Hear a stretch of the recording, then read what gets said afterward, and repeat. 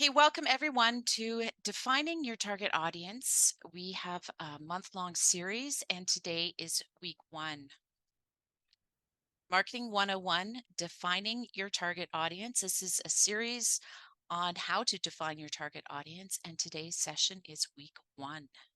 This is the QR code for the handout.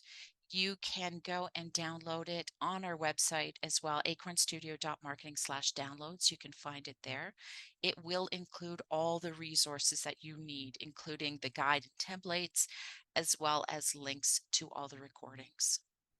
This is kind of what it looks like as far as the table of contents. There's a whole bunch. We're really talking right today, sort of in the top section. We're going to get into the developing a target audience persona and an empathy map next week. And then we also have included in this document the Garden Grows, our demo company example. So I'm not going to show you the example today, but just know that if you have questions, go, oh, I don't really understand what that looks like, please do jump in. And if you want to jump ahead, the whole session is basically in this handout. And then you can print certain templates if you like to do that, and you can draw pictures and make colors. I love it. And then there's also editable ones too, like the stakeholder list is editable. There's an editable empathy map, and there's guiding questions and all that good stuff. And this is it. So the final week, really the goal of this whole session is we're going to have all this research done and all this information, and we're going to have that final persona at the end. Now that persona profile that's there, you will make multiple ones. Like you're going to have your general target audience segments and things we're going to talk about today, which don't change quite often beyond the strategy. But every time you do a campaign or something changes, you're going to want to pull out this persona. And I'm kind of giving you a sneak peek into next week. But those are the kinds of things that really that takeaway is we want to finish up with this month, that we have a very clear persona profile on our ideal client. But we need to actually get started understanding the big picture first, and that leads us into today. So for today, we are going to learn about what is a target audience, why even bother defining a target audience, and then the various steps getting started. So step 1 is identifying your key stakeholders. Step 2 is grouping your audiences into segments. And then we're going to talk at the end about what you're going to expect for next week. So what is a target audience? Well, it typically refers to that specific group of consumers identified as that intended recipient of a product, service, or marketing message. I am going to pause there for a second. We are all business owners typically here, but this also refers to if you are an internal communications person, it just won't be a consumer. It'll be your ideal client. Maybe it's another department. If you are a not-for-profit or a charity, it could be a volunteer, it could be your donors, whatever that is, that person that is going to be most focused on for your key messaging. So these are individuals considered most likely to be interested in what you have to offer. And you're going to base these factors on things like demographic characteristics like age, gender, etc., psychographic profiles, where they're located geographically, and those behavioral tendencies. Now that is a broad scope of what a target audience is, and we do get into very nitty-gritty as we really want to understand them. And why do we want to understand our target audience? Well, it helps us business owners and marketers, or again, not-for-profits or internal teams, identify, tailor our messaging, right? Our products, our services, and all those things we need to communicate to meet the specific needs and preferences and behaviors of that group. So it will help to increase the efficiency and effectiveness of our marketing strategies, right? By focusing on a target audience, companies can more directly communicate with consumers who are more likely to convert. Sometimes we talk about broadly communicating to, and this is where the key stakeholders will come in, but we really want to focus that target audience as we understand it are those that will move all the way through the funnel, that are going to go from brand awareness, and we talked about this in marketing, Goals and objectives, from brand awareness consideration to purchase or taking an action to becoming loyal and retained customers at the end. So that is the focus of the target audience. Doesn't mean we don't have other audiences, but for the ultimate persona, which we want to create at the end, we want to focus on this target audience. So that's when we speak about the target audience, that's what that means. So step one, before we even get to that persona, we're going to step back and we're going to understand who is the stakeholders for our organization. And these are individuals or groups with an interest or influence on our business. They are key to the success of our business, and they may have different weights to the success and different interests and influences, which we're going to talk about. But it's important that you identify who they are. They may include customers, employees, investors, partners, and there's a few others we'll mention soon too. And the reason we do this, conducting a stakeholder mapping exercise to figure all of this out, it helps us identify and analyze these stakeholders to understand their needs and their impact on our business. So it helps us prioritize our efforts and develop strategies that align with their interests. And it helps us build long-term relationships, which is ultimately and better outcomes for our business, but it really helps us change and identify how we're going to talk to these people and when we're going to talk to them. So identifying the stakeholders is really important as a first step. And this is a very simple, I'm a mind mapper, so this is what you'll see quite often. This is sitting on my blog, mylauradunkley.com. It is something I wrote many years ago, and if anyone has seen my Digital Marketing 101, they would have seen this, which speaks to the fact that this never changes. We will always need to understand our stakeholders, and typically these are the buckets that will probably last forever. Now, there might be some outliers, but this is a good start. So put yourself in the center, your business, and then start to map out, make those, if you're going to do a mind map like this, base the size of the bubble might be the size of the impact in your initial thoughts. So your customers, for sure, it's going to be really important. Without customers, we don't have a business. If you're a not-for-profit, without donors, you're not going to have a sustainable, growing organization. Competition, media and influencers, community, government, right? Where you have to think about policies and procedures and things like that that might influence our business. So it might just mean the fact that we're just paying attention to them. We don't have to necessarily engage, but there's still a key stakeholder. Partners might be internal partners, but they also might be community partners. They may be partners that you're co-marketing with another organization that you share an audience that you might start to work with. Just identify that as partners, and you might from these break them out into smaller sections, right? Just keep building on these bubbles. Employees are really important key stakeholder. As you grow your business, you will have those. Investors, if you have investors, this could be your angel investors, it could be community investors, whoever that might be. Again, you might break it out. And your customers, we're definitely going to break it out because we're going to talk about segments soon. So this is the start of it. This is your stakeholder map. Once you have that in place, then you want to plot them on to see how important they are, what kind of impact and influence. So influence runs up the side, interest goes down the bottom. And these are basic quadrants that you can start to put things in. If you like to print this out, it is in the download. You can stick stickies on it. I also have, and I'll show you on the next slide, a way that you can put it into sort of a Google sheet as well. Again, I'm a visual person. Oh, and also we have a Miro board if you want. So what do we have to do for this? This least important at the bottom means they have very little influence and they have very little interest. Why do we even put them there? Because they might change. So the whole idea is not to overthink this, to take all of those sticky notes or whatever you did in the stakeholder map and bring it over. So if they're low interest, low influence, put them down the bottom. right? Meet the needs means they have influence, but they're not really interested in buying right now. So that might be, if we use a car company, for example, if you have high influence means you just bought a car. You are going to start talking about that car. Oh my goodness, that's wonderful, but I'm not really interested in buying a new car.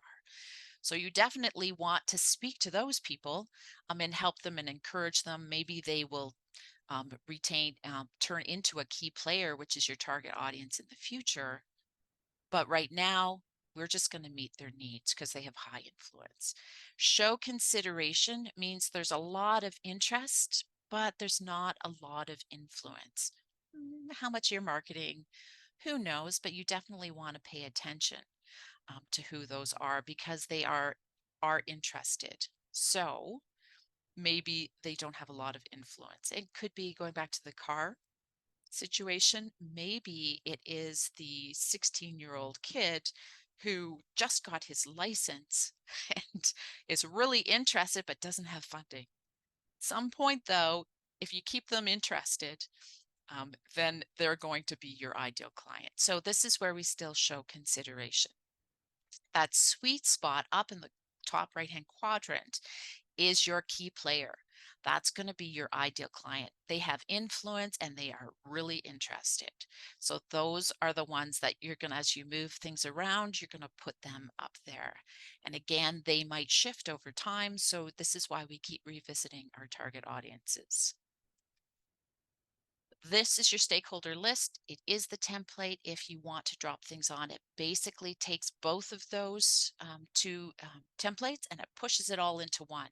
So you're going to list your key stakeholder, you're going to give them a category, and then you're going to plot on whether they are a key player, whether you're going to meet their needs, least important, or show consideration.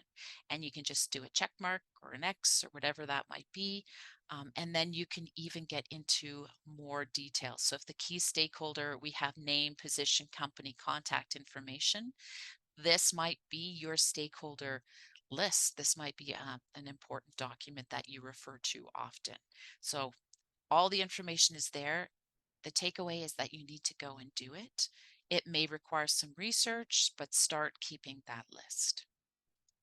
Step 2 is, now we have all of that and we have those key, probably you're going to pay attention mostly to those people that are that you're going to that are interested in your product, most certainly on the right hand side there, as well as the key players. And we are going to segment them. So an audience segmentation, basically what it is, it divides those target audience into groups based on shared characteristics, behaviors, or preferences. By segmenting this audience, it helps you tailor your efforts to prioritize what you're going to do, what kind of messages you're going to offer, your different kind of offerings, and what's going to resonate with them. So we're going to start to put them into buckets. And then we're going to talk a little bit more about that. So those different buckets, the things that you have to consider is things like demographics, right? We're going to talk about the different types of segmentation, but it's the things we need to think about. The demographics, characteristics, it's your typical, right? Age, gender, location, all that good stuff. We also want to know how they think, the psychographic profile. That's very important, and I would almost tend to say more important than location and things like that. The demographic is just a very general. Psychographic is their attitudes, their values, their interests, their lifestyle. It's really going to help you hone in your marketing. We also have things like behavior. What do they do? What are their interests? What kind of products? How often do they buy products? What kind of brands do they like? How often do they purchase this? Do they have patterns? Do they have a type of loyalty to certain brands? What are their kind of responses to marketing? Do they like the fear tactic? Do they really go for, oh, cute and cuddly kitties? Like really get into um, this the psychographic, but behavioral sort of moves into two. So behavioral is really sort of what they do based on what they know and who they are. Needs and pain points. This is going to not only just help marketing, this is going to help your selling, right? Is understand what do they need and what are those pain points. Find their greatest pain points. And then we get into marketing size. What's the potential for growth in this segment? Um, is it high? Is it low? Because if it's not worth the effort, how much do you want to do it? So take that all into consideration. Are they accessible? Can you reach them? Do you have the information to be able to inform these decisions? Is this whether or not you can go out and do your market research, or do you have existing clients that you can pull from? Make sure that all of these are factors and they weigh in on your decision as we go to segment them. Is this segment going to be profitable? Like, they may really like your product and your service, but are they really going to translate to dollars? So think about that. Add that to your list. And what is everyone else doing? How are they doing different segments? Just take that into consideration as well. So those are all the factors. Those are all the things you need to think about. And now we're going to put them into those buckets. And so the buckets are primary, secondary, and tertiary. So primary audience is pretty much where you're going to decide to spend most of your time focusing on your marketing efforts, sales and marketing efforts. And they are individuals or stakeholder groups that a message, product, or service is intended to reach and directly impact. You are seriously focusing on them. The primary audience typically consists of target customers or users who are most likely to engage with or benefit from what you have to offer. So the businesses dedicate the majority of their resources and efforts towards understanding and connecting with this audience. So this is where we're going to focus on our next session into our ideal client. Right? Like, these are the ones we really want to pay attention to. The secondary one, they consist of individuals and stakeholders who may indirectly receive the message or be influenced by it. And although they're not your primary target, you typically want to keep an eye on them. So when we do fill things out, it's going to be what's your primary and what's your secondary. And there is typically a relationship, but not always. Secondary audience might include influencers, opinion leaders, friends or families of the primary audience, or other relevant groups that can influence the decision-making process or spread of the message further. Remember, in the matrix quadrant, it's going to be those that have a high influence. This could be from people that are doing business reviews, right? Remember, we talked about purchasing a car. They're going to be the ones that write testimonials or give you a Google business review, because man, that's going to go a long way. Really important to still pay attention to them, but you're not selling them another car. So while not the primary focus, businesses may consider how to engage and communicate with a secondary audience to amplify the reach and impact of their message. Now, there is one called the tertiary. We don't typically spend a ton of time on that because we're so focused on primary and secondary, but please do make note of it when you're doing your strategy. The tertiary audience refers to a broader, more distant group of individuals or stakeholders who have some level of interest or connection to the primary or secondary targets, and their influence or impact on the success of the communication or marketing efforts is minimal. So talking about families maybe that are buying a car, let's go back to that example. It could be a baby.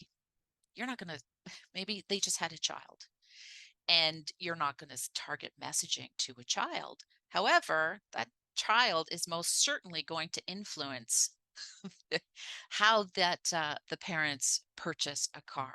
So just keep those in mind. So the tertiary audience might include individuals who have tangential, okay, that's a strange word. They might have that interest, right? A child, a baby, right? Again, it might have interest. It definitely does, but in an indirect way. Casual observers or individuals who come across the message incidentally. So while businesses may not invest significant resources in targeting these guys, they may still consider how the message might be received and adapted to ensure it remains coherent and appealing to this broader audience. So just keep those guys in mind. And if you haven't done this, primary research is a good way to find this kind of information. QR code will take you to the video that we have done on primary marketing research with some ideas. There's also a download if you want some hints on what to do for primary research. So next week, what are we going to do? Now that we understand what our stakeholders are, how to segment the different segments of audiences, what are all those things that we need to consider? We're going to put that all together. Next week, now we're going to focus on that key player, that target audience in that top right-hand quadrant. And we're going to get really close and understand them and dig deep into all those topics that we talked about. What are they thinking? What are they feeling? What are their behavioral patterns? What are their pain points? And we're going to start to really get to know them.